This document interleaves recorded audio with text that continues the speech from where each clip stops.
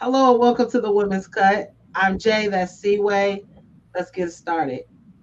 Uh Chicago, I don't know how the city is feeling today after that Bears loss, to be honest. I'm it's a hopeful feeling. It's like we're here, but it's also like we could have won that game. Yeah, that game was, I think it was the best of times and the worst of times in one game. We literally saw one of the best passes I've ever seen, one of the best catches I've ever seen. I mean, ever, right? I mean, how many yards did he backpedal? Did Caleb backpedal to make that pass to send us into overtime? Unreal. But the interceptions, I think he had three. Being this close from goal like three or four times and then just being stopped, that game was nerve wracking. But I think Bears is the city. At the end of the day, we should be proud because the Bears gave us something to cheer for, and I think we gotta be okay with that. I 100% agree. I think that if we want to be analysts, there's a lot to analyze. Um, if For Ben sure. Johnson would have kicked the field goal at the first opportunity after the first drop pass instead of going for it on fourth down, that Yeah. that Caleb Hail Mary would have been a game winning touchdown. Mm-hmm. If DJ Moore would have ran his route, if he didn't give up on his route a little bit. Sometimes Abandoned his route. DJ Moore makes some of the most spectacular catches. He is a great route runner. It's just every now and again, I think mentally he checks out and he goes into muscle memory, and he's not necessarily going all out. I think that can be coached out. We have to remember this is DJ Moore's first postseason. This is his Right. first winning team in his entire career. Um, Caleb made mistakes. He doesn't make this game and last game. He threw two interceptions last game. He threw three interceptions this game. He doesn't throw interceptions. He had a streak, one of the longest streaks in NFL history for somebody in their second season with not throwing a pick. So I think it's a combination of us arriving early to the party. Then people didn't think we were going to win more than 8 or 9 games this season. But all of that to be said, I'm proud of this team. Mm-hmm. Caleb proved the haters wrong. Ben Johnson proved that he is one of the best offensive minds in the game of football right now.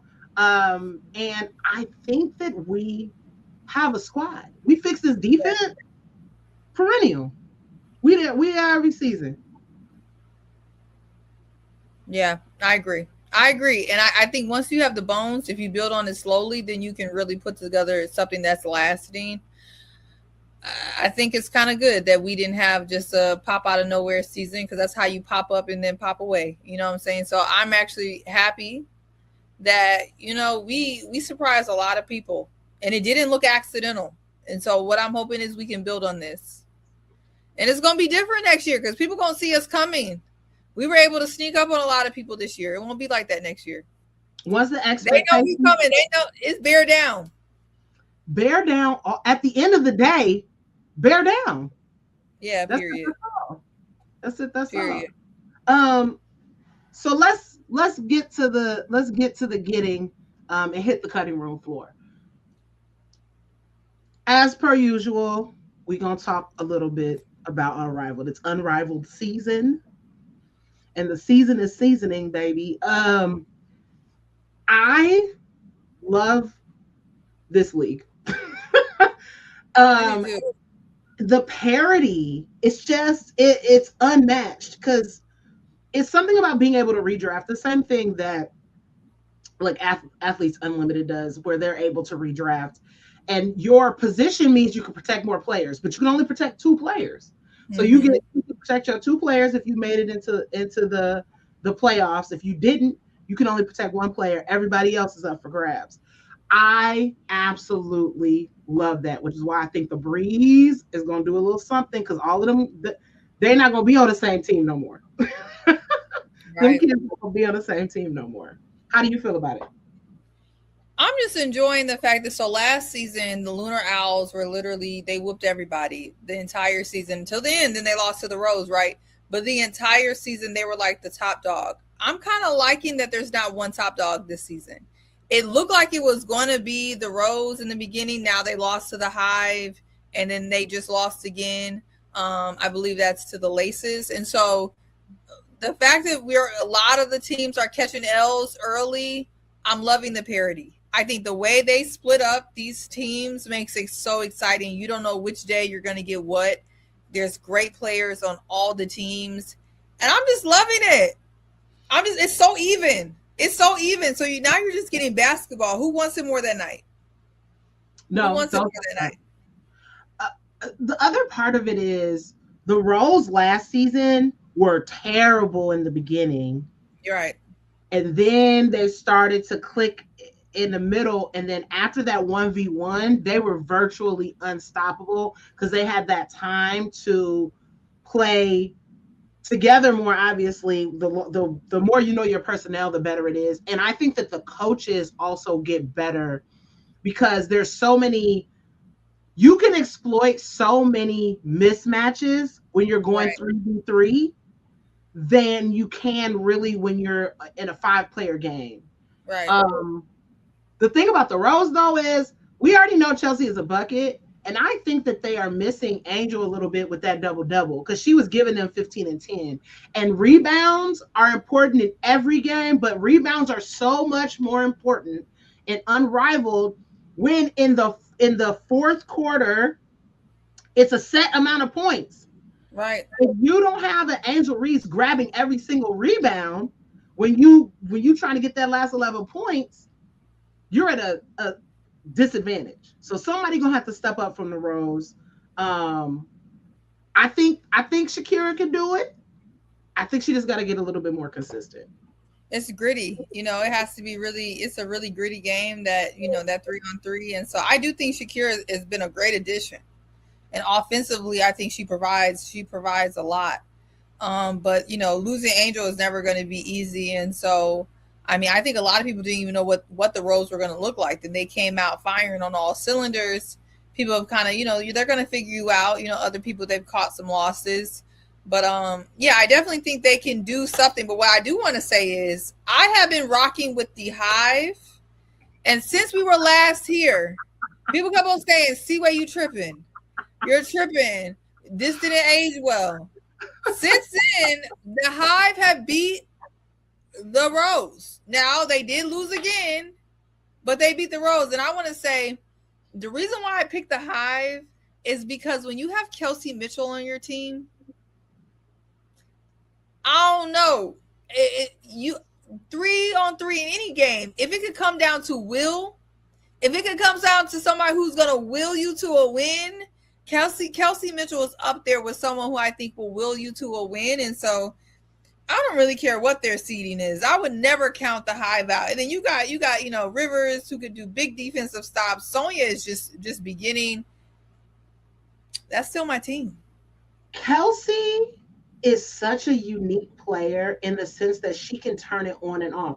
If you need her to be a facilitator, she can be a straight facilitator. And if you need her to be a dog, she could be a dog. Now, I'm not saying that Chelsea can't do the same thing, but in the sense of help, Kelsey can turn it off and be like, oh, Sonya, you on? That's where we're going to. She could, and Sanaya is quickly becoming one of my favorite players in general. She really is great. Because she's a true stretch big. She's a true stretch big. If she's on from the 17 out, you're gonna have a hard day. Yeah. You have real, and it's very, again, you can't teach length, can't teach height, you can't teach size. And she is a very long player. And she's fast. The amount of blocks that she has right now is crazy. I think the X factors though for the Hive is, and this is something I think that would be great. Ezzy is not, she's your shot blocker, but she's not your gritty get down in the post player. And I would love to see how gritty, how shifty Ezzy can get in Unrivaled, because she's the X factor. Ezzy and Natisha, We've seen it. Heidemann, one of the stud buds, is clutch. She's very clutch. I think there's a lot of clutch people on this team. And so I think if Ezzy can bang in the post with some of those posts that are going to be banging, I don't care what the Hives record are. They're a dangerous team. They're a really, really dangerous team. But moving on from Unrivaled, I don't know how you're feeling about the NCAA, but it's heating up. It's heating up. We saw a big loss today from Notre Dame, a big loss to UConn. It's kind of showing that there's levels to this, right? There's levels to this. And then we saw LSU continue to silence the haters that were all out, with their big takedown of Oklahoma. So I don't know how you're feeling, but I've been really, really excited to see LSU kind of bounce back from those two early hits to Vanderbilt in Texas, and then come out. And now this big win over Oklahoma. And Oklahoma came out swinging. They came out lighting them up. And the poise that I saw from Flage, Malaysia, Jada, they were so poised to stay in that game. I was really impressed. Absolutely. Oklahoma is one of my little sleepers too. I think Oklahoma gonna do some damage in the tournament, and it does depend on their seeding. Right now, they're at a 13. If they don't slide, they're gonna be in one of those close games. They're gonna be in one of the. I don't think they'll be in a 5-12, but they might get a 7 rank, and those teams that's ranked a 6-7, those are the ones that make a run in the tournament and make it very difficult for a lot of teams. So we're getting to the part of the season that you were talking about before, where we are a couple of months right before March Madness, and women's ball start picking up. What other games stood out to you this last week? I mean, Vanderbilt is still doing their thing. There's been a lot of good games. I'm really enjoying the consistency of Iowa. What has really stood out though is that Iowa State is just taking loss after loss after loss. And I'm gonna chalk this up to the fact that maybe confidence it could become an issue. The fact that once one coach figures out a way to gameplay for you, in the day and age of technology and film, once one coach can figure it out, it's just a monkey see, monkey do. And so that may have a lot to do with it. And when you're so heavily reliant on one player, and if they can figure out a way to slow one player down, that's going to be a problem. Versus like in Vanderbilt, heavily relying on Blake's, but you can't stop her. So it doesn't matter if you gameplay, you're going to have to send two. Just like with Steph, send two. You have to have another player. There's no, in college, different from any other game, you can go far with a system. Right. You can just have a cold ass system and a bunch of role players, and you can do your thing. The other side of that is you have to have two dogs. You can have one dog and win some games, but you got to have two, because the game plan is always going to be take out one and somebody is going to have to pick up the slack. Who is that on Iowa State's team? I mean, they would say it's what's her, Jada? What's her She's name? Inconsistent. Yeah. But the bigger issue to me is not even offense. The biggest thing is not even offense. It's defense. And in college, defense is so important. You don't want to get into a bucket exchange contest. Not in college. No. Really not on any level. Defense is important. And they can't play man. No. They got to stay in zone. I would like to see them try a man zone, because I do think that they have the speed at the guards to be able to play man at the top and a 3-layer zone at the bottom. And that way Audie won't necessarily be exposed. But I honestly think that right now the issue is coaching. Because again, if you don't have the personnel, you got to have the system. The system can fix your problems. But what are we doing? What are we doing as far as the system is concerned to fix those problems?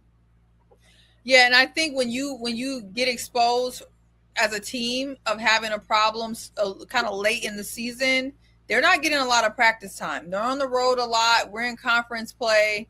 And so they're going to have to maximize the time that they do have to kind of fix this before the tournament, because scouting is going to be key. There's people that is their entire job to scout out games. And once teams can figure you out, it's going to be a problem. And there's some teams where people probably thought they had it figured out with LSU, and it's very clear that they don't.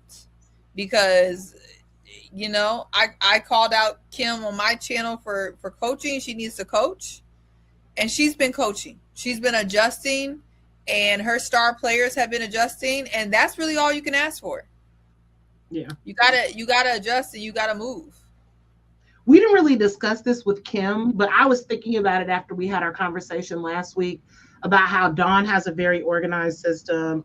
UConn has Gino has a very organized system, and I was thinking about what Kim's system is, and I think Kim is a very unique coach in the fact that she changes her system based on her talent. Right. The way she ran her team when she had Angel is not the same as she runs her team now that they're a more guard heavy team now. Right. Before they were a forward heavy team. And so she ran her system through those forwards. Because she had passing forwards, great passing forwards. Now she has great guards who are great passing guards, and she's running the system that way. It's really a study in coaching, like you said. This is LSU relies on Kim a lot. Yeah. Gino's system is so cold that if Gino wasn't there for a week, that team is still gonna be that team. Right. Yeah. And I think that's why sometimes when you see these UConn players in the league, you know they played at UConn. Yeah. It's a stamp. You know they played at UConn. Not everybody has that there's nothing that really makes you an LSU player, but I will say I think if you can kind of make your way in Kim's system, I think your stamp should be is that you're a dog. And if you make it out, because that's the players that she loves. She loves people who got that dog in them and are going to figure out how to, make it in the toughest conference. And the SEC definitely is the toughest conference. I miss when there were others. This isn't something we talked about, but I miss when there were others. Now there's one or two teams are going to get their wins in their conference, whatever. But now there's like one or two in each conference, and there's just not a lot of parity. I miss when the Big East was the Big East, to be honest. I went to Bradley, so we're in a mid-major conference. I miss when there were mid-major conferences, and they beat up on each other, and there was heavy competition, and then you knew what you were getting when you're coming into the tournament. The tournament is so up for grabs now. It's like the SEC and legit everybody else. Right. Yeah, and it's capitalism. Capitalism has combined all these conferences. When you used to say the Big Ten country, that used to mean something. Now what does it mean? It means the Midwest. It means the West. It means whoever wants to pay to be in. I don't know, right? And so I do think after the SEC is the Big Ten given the most go, but that conference is so spread out, and then you have the other ones that are just not as competitive. You got the ACC. The interesting part is that because you have the SEC schools and then to some degree the Big Ten schools are going through such a gauntlet, it's hard to know how these other schools are going to match up until they really see each other. And it's good and bad, because then it's like with UConn, it's like we ain't really seeing them as much, but we don't need to see them. We know what they're going to do, right? Yeah. But when you have a TCU, yeah. I can't be moved yet because I don't know. Yeah. Yeah. And then that goes back to our scheduling problem. Because I need to see TCU play Texas. I need to see TCU play LSU and South Carolina. I need to see that. The SEC doesn't have the same scheduling problem as the other ones do. The other ones are they need to, if I'm outside of the conference, if I'm outside of the SEC, if I'm outside of the ACC, I'll put the ACC in it. I need to schedule hard games. If I think my team is like that, if I think my coach is like that, I'm scheduling hard games, because the best way to get up out of there is to be in the conversation of who's going to be those number one seeds. Right. Because we already know UConn taking one, and we know that South Carolina taking one. We know LSU taking one. Yeah. So who's going to be the fourth?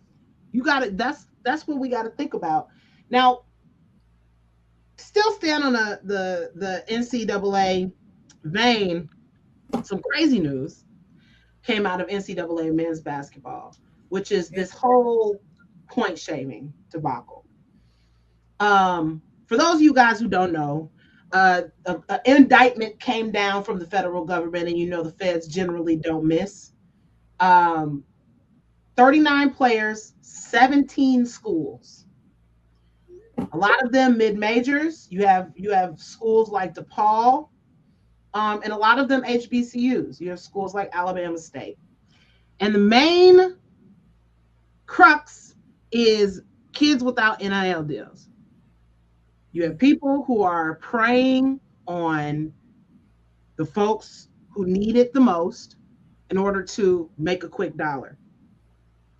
And that kind of all goes back to our betting problem. Sports has a betting problem. And I, as somebody who loves a FanDuel, I love a parlay. We've expanded sports betting, and most states are allowing it with college students. So how do you fix that problem? You don't. This problem is not going to be fixed. It's just going to be worse. It's going to get worse, because we have, beyond a sports betting problem, we have an unfettered capitalism problem in America, and in many countries beyond. This is unfettered capitalism. This is late stage capitalism on steroids. And this conversation is to me so disingenuous when I hear the NBA talk about, what are we going to do about sports betting? There's sports betting ads at every arena, on the floor, some of it on the jerseys, right? At least in the NBA, the players have so much to lose for the most part, because we have the Terry Roziers and everyone that's now caught up in this mess as well. But the players, for the most part, have so much to lose that the juice is not worth the squeeze. But even now that NIL is in college, it is still not enough to offset the kind of desire to get after this money. And I just feel like at the end of the day, these are kids. Their frontal lobe is not fully developed. And there's people who are preying on their inability to see long term, their inability to see, kind of their plans and what they're working towards, and kids who are easily distracted. I know we're pushing this thing, okay, they're professionals now, or quasi-professionals, because they get NIL. They're still college students. They're not going to make the best decisions. And this amount of money, whether it's sports betting or even the fact that NIL has not really been fully worked out, is dangerous. It's dangerous. And I think it's just another way to catch up people who are either lower income, who don't have the guidance, who don't have the structure and the team around them. Same thing how, they threw all that PPP money around. They knew who was going to get caught up in that. Yeah. I mean, a lot of things come back to systematic oppression, and that is a conversation for another time. My thing is, I feel like what a lot of people are saying now is all these kids are 25. Everybody is 23, 24. They should know better. Just like you said, that frontal lobe don't develop until you about 25, 26. The amount of people who are like, oh my God, I can't believe it. Think about all the dumb shit y'all did in high school and in college. And you should thank whoever you pray to that you are still walking amongst us. Right. Because the amount of things that we did, there was no social media. Thank God. Thank God. Thank God. When I was younger, there was no social media. There was no NIL deals. There was nobody texting you or DMing you and saying, hey, I know your mother is struggling. Here's 30 grand for you to miss 3 shots in the next game. Exactly. Come on. It's like giving, it's like taking candy from a baby at this point.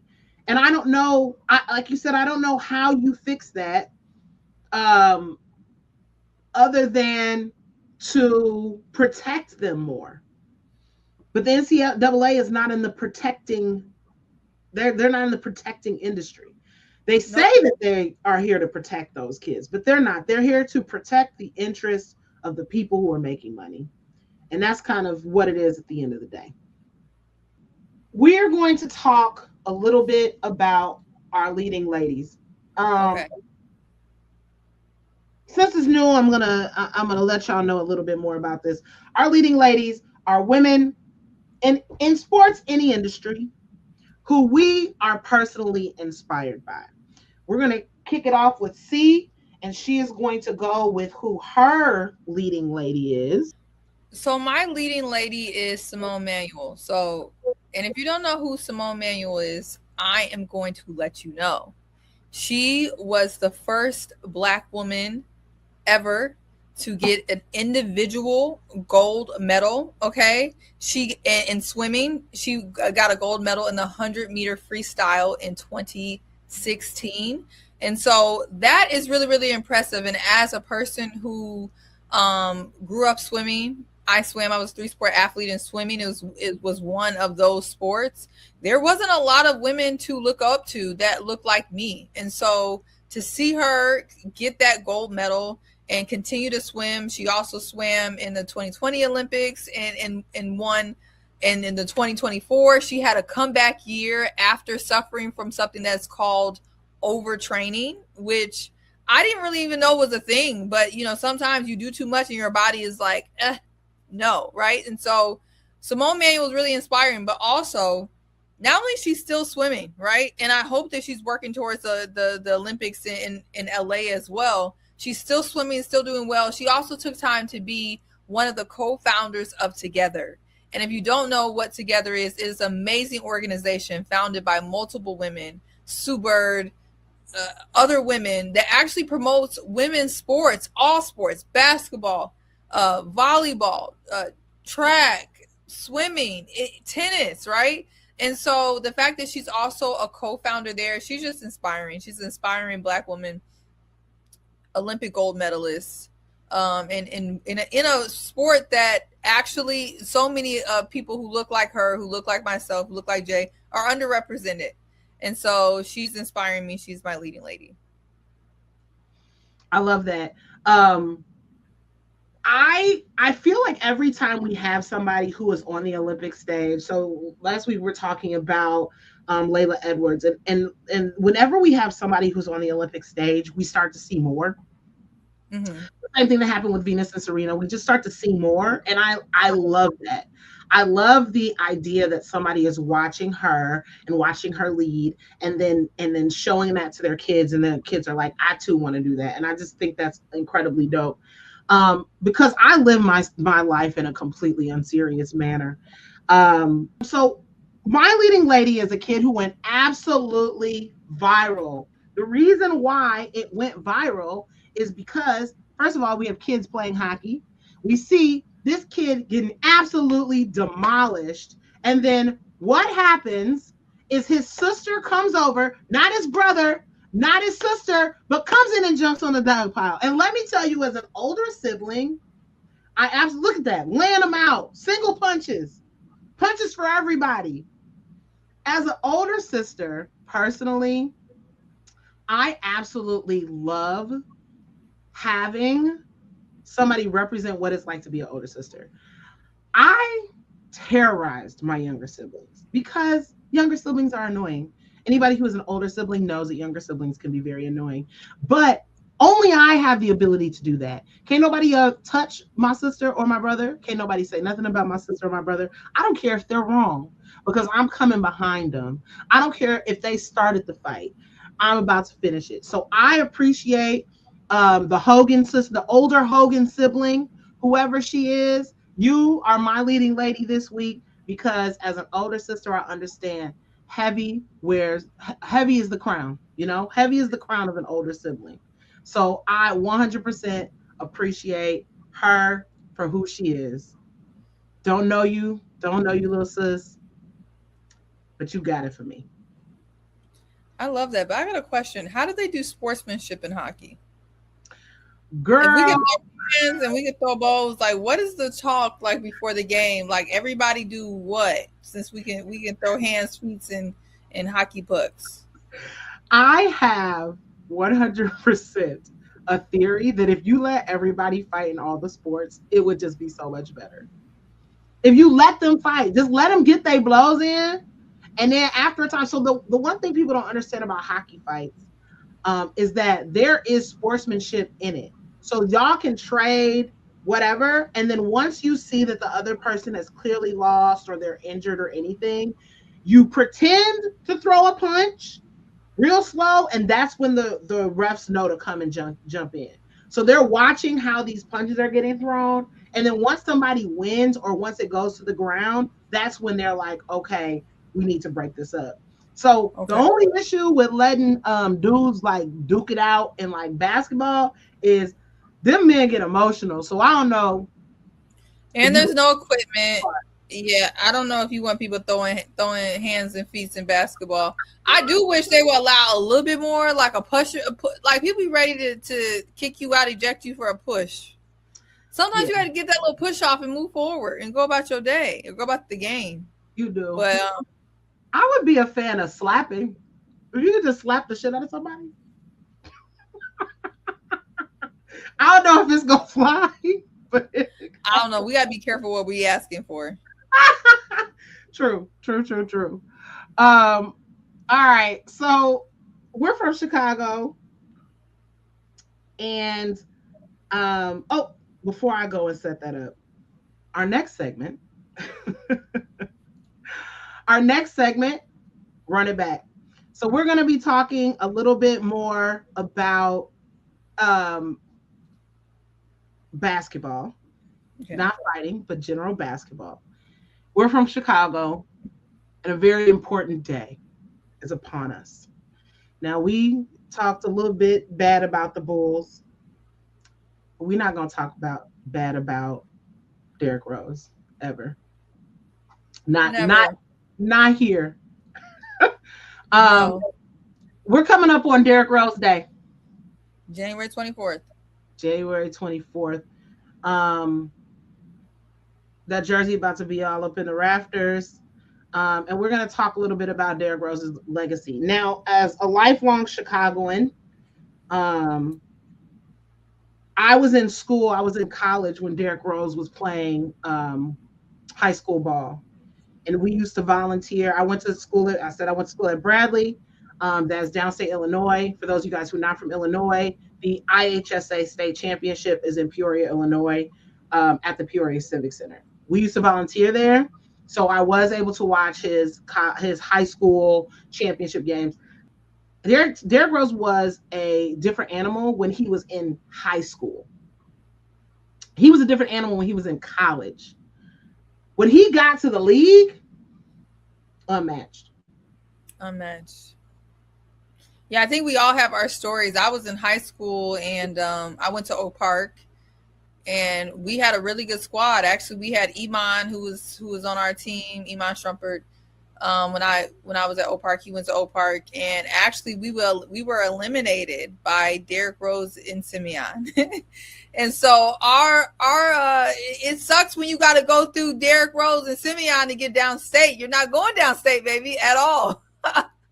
You're not going anywhere when you had to go through Derrick Rose. So I mean, everybody poured in to watch that game, to see Derrick Rose play for Simeon, and what a time to be in high school in Chicago. What a time to love basketball. I mean, it was crazy. The way that Derrick was to the city, he still gives back a lot, to the point where he moved back with his son because he wanted his son to have that Chicago experience of playing basketball and living in the city of Chicago like he did. He came from a very strong family where his brothers protected him. A lot of people don't, again, if you're not from Chicago, you don't know who Benji is. Benji was a superstar who was supposed to go to DePaul, who played for Simeon, who was he was the Derrick Rose before Derrick Rose. And unfortunately, due to what was going on in the community at that time, he was a victim of gang violence. His family wanted to make sure that he did not have that same type of legacy. And I honestly think that it's really, really cool that his family was able to protect him and that he was able to build this relationship with the Bulls. And I feel like the Bulls are such a difficult organization to build these lifelong relationships with. So I honestly think that that's another part of his legacy and the type of person he was, that he was really hurt when he got traded. Mm-hmm. And he still was able to rectify that and come back home and build this relationship with the organization. Yeah, because sometimes you don't let other people's decisions stand in between your legacy. And I'm glad that he was able to put that aside so he gets his flowers and his just due, because it was well deserved. But honestly, to be fair, the Bulls can't milk the Jordan era any longer. And so Derrick Rose is really all they got left. And so I'm sure it's a mutual relationship. You gonna circle back to that Bull slander, baby.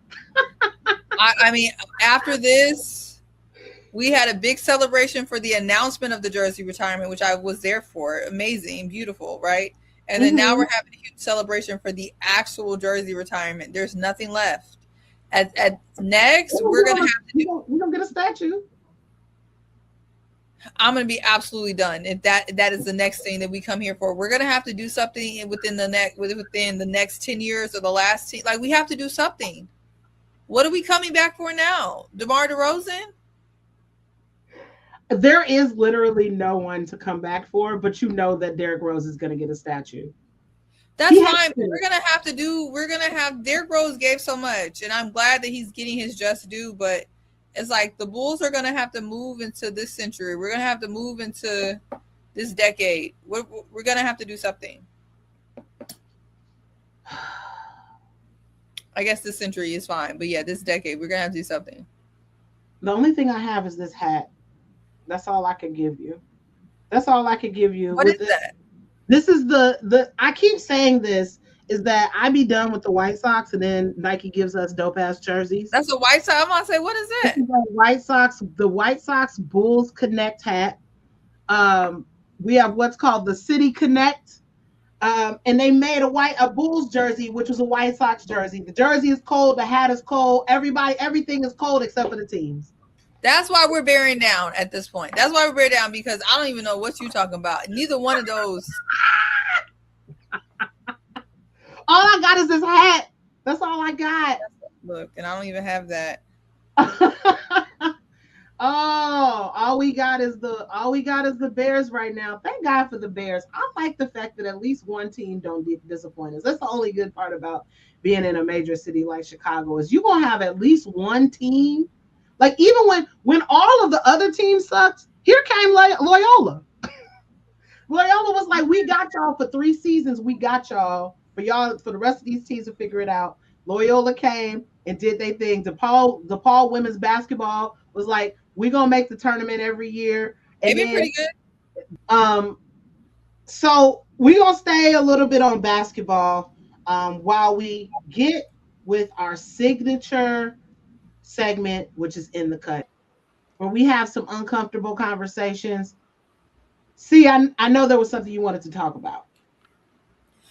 Yeah, so one of my faves, Natasha Cloud, was on the Be Great Academy podcast, and they were kind of talking about the WNBA lockout. That, it's not a lockout now. There's a moratorium, but the potential of what the W would do, what the players would do in if a lockout happens, and it's uncomfortable because she said something that, look, I'm rocking with, but I think was jarring for a few. So it is, if for some reason that there was a lockout and the season didn't come back. I feel like I can't say that there is or there isn't, because I'm not 100% sure, but I know Unrivaled is prepared in so many different instances.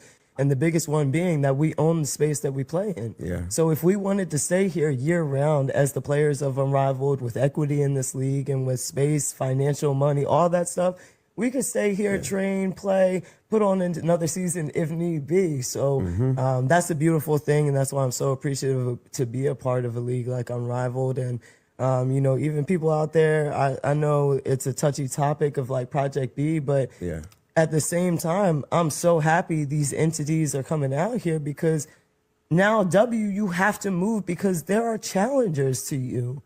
You are not the sole entity of the best basketball players in the entire world anymore. There are other leagues out there that want to compete with you. And are you going to stand on business or are you not? Yeah.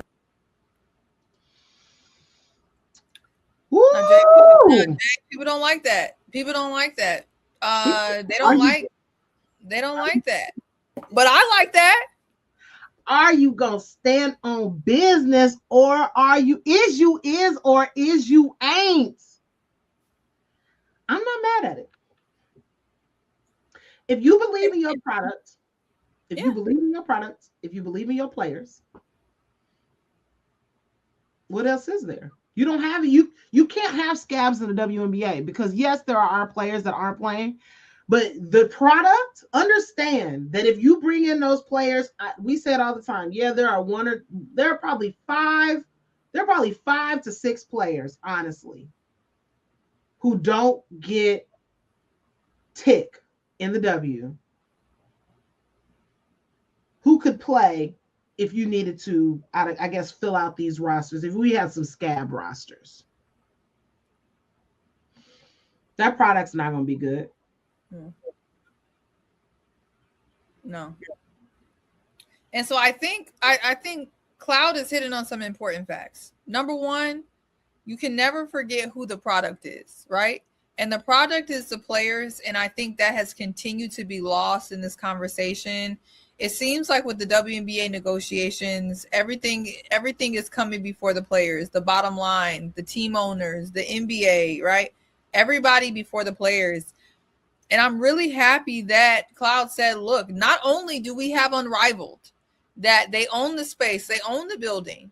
If they want to play year round, I'm pretty sure they've had that conversation with TNT, True TV, other networks, where they can continue to play for another season while they're filling that gap in the summer. And I'm also glad that she touched on Project B, because I think a lot of people think that Project B and Unrivaled are at odds, and to some degree they are. But they're moving to the same purpose, is the fact that both of these leagues have the ability to pay these WNBA players if the W continues to act like they don't understand what's going on. And the W, even before Project B and Unrivaled, the best players, the players that really could stand on business, have always had options overseas. But now they have options to go play in dope countries with Project B, stay at home in Miami and play 3-on-3. There's a lot of options. And so some people say this is uncomfortable. Why do they act like they don't need the W? It's because they're saying they don't. They don't. They would like you, but they don't need you. They're saying they want you, but they don't need you. And they definitely don't need to be used and abused, right? So what's wrong with that? I also think that people confuse it with the NBA. This situation wouldn't fly in the NBA because those players make millions of dollars. So they're missing out on millions of dollars. These players ain't missing out on millions of dollars. What Angel say? What I'm making a season don't pay my rent. Because that's not there. They have to supplement. The only thing they get supplemented is housing. They have to get to there. They have to get back. They have to get their stuff there. They have to get their stuff back.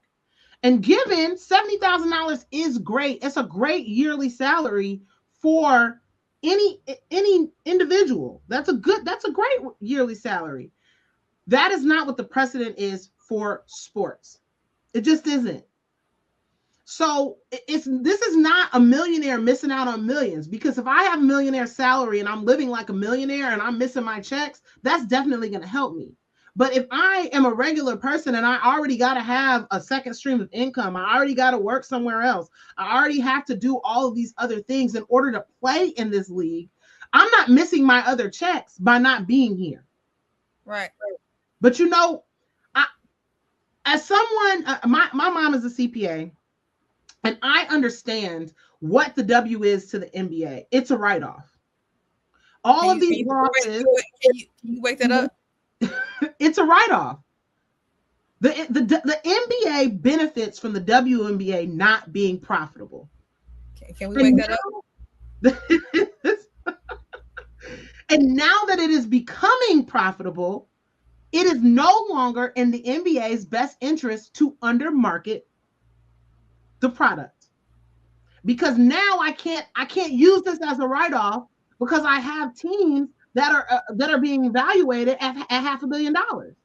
I have the New York Liberty now. I have the Las Vegas Aces now. So now I can't write this product out. So now that I see that I need to be able to make some money, now I want to pull it back so that I'm making the maximum profit. And what did we talk about earlier? What did you say earlier about capitalism? It's the root of all evil.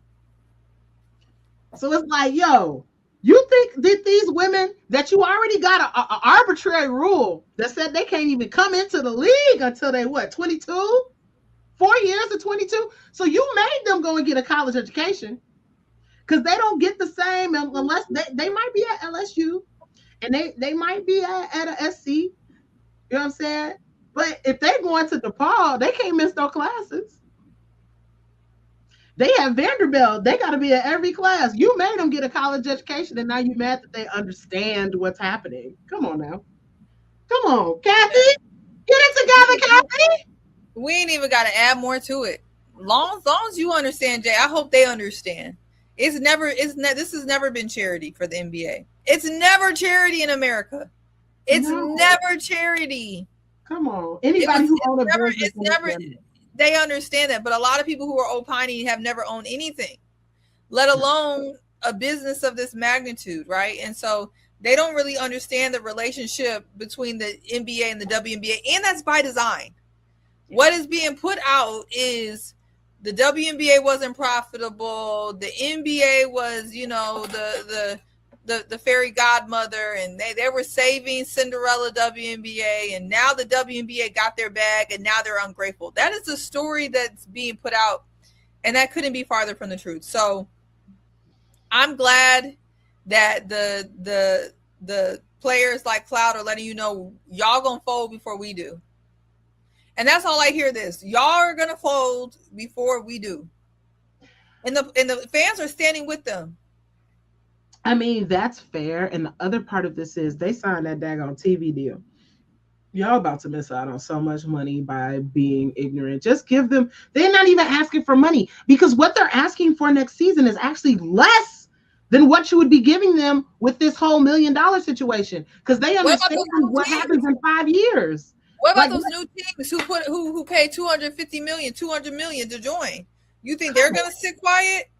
I mean, the WNBA players, they don't need to do nothing. They don't need to do nothing but play their butts off at Unrivaled and Athletes Unlimited, show us they fits, and enjoy their time off. So let's have a little debate. We want you to pick your side, please. And the question is, let's roll back to my Chicago Bears. Was this Bears loss good? Was the Bears' loss good? I don't know if it was. Windows in the NFL are so small. Windows in the NFL, unless you, for some reason, are God's favorite in the New England Patriots. I don't even know why the New England Patriots is his favorite. They were bad for like 4 seasons, and then all of a sudden now they're great again. I don't know. Listen, Arthur Kraft got it down. Unless you're them, the window is so small, and the Bears have not. We've had flashes of being good. Lovie Smith, come on. The Lovie Smith era was the only coach that we had who won more than he lost. Right? He won more than he lost. Appreciated that. Then we had a false hope in Nagy, who just got a second coaching opportunity. We had a false hope in Nagy. You know what I'm saying? He didn't win his playoff game, went to the playoff once, then fell off. Ben Johnson's not that coach. Ben Johnson, we've seen what happens when Ben Johnson left the Lions. They lost it. Now, they might be able to get it back, but they lost it. Ben Johnson is the truth, and I think that if you could win now, you win now.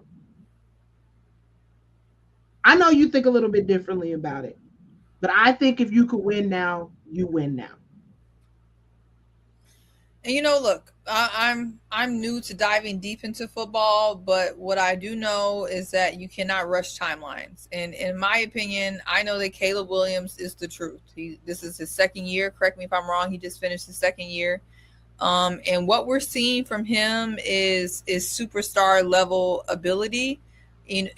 But the little kinks that we have to work out is just what you have with new quarterbacks and newer players. I think not speeding up the timeline and kind of working through what we saw in this season prepares us for a dynasty. If everything else goes as planned, we have to continue to grow together, get the right pieces, and not fall off.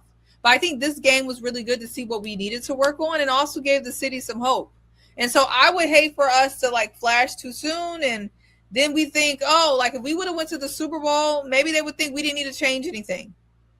Maybe they would think that we had everything that we need. I don't think we have everything that we need, but I do think what we do have is heart.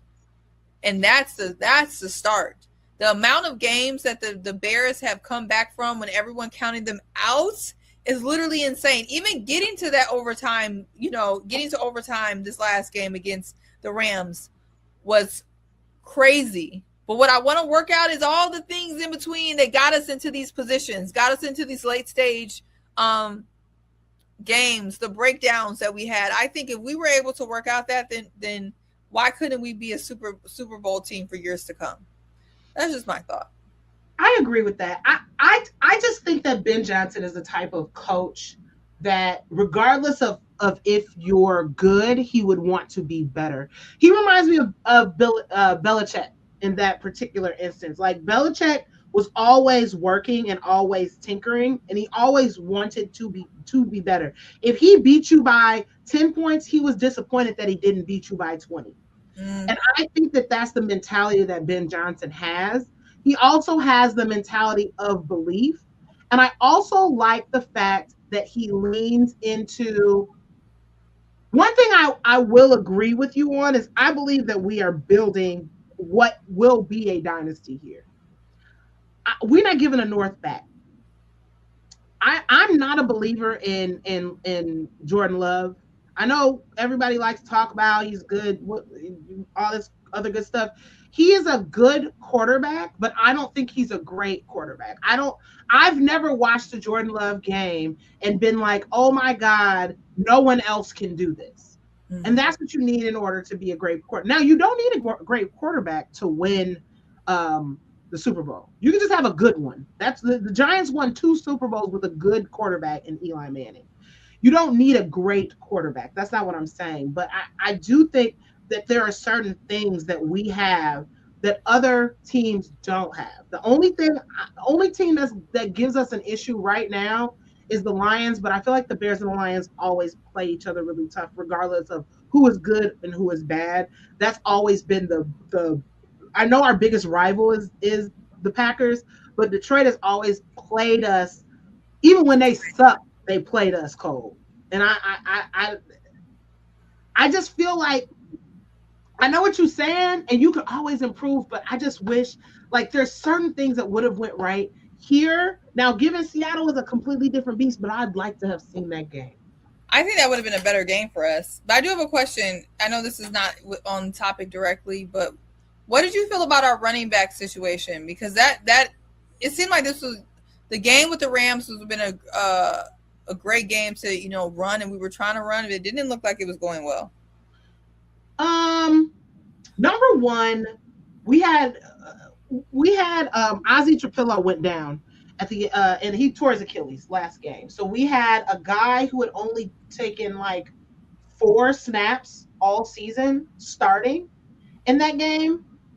So I think that has something to do with it, and I don't think they trusted him. So even though I cannot stand Chris Collinsworth, during the game he made a point that they were running only to one side, and that was the side that they trusted, and which was off of right. And they were not switching up the runs, and they weren't doing outside runs. They were doing more so inside runs. And then when they would go through those outside lanes, that's where they were finding a little bit of maneuverability.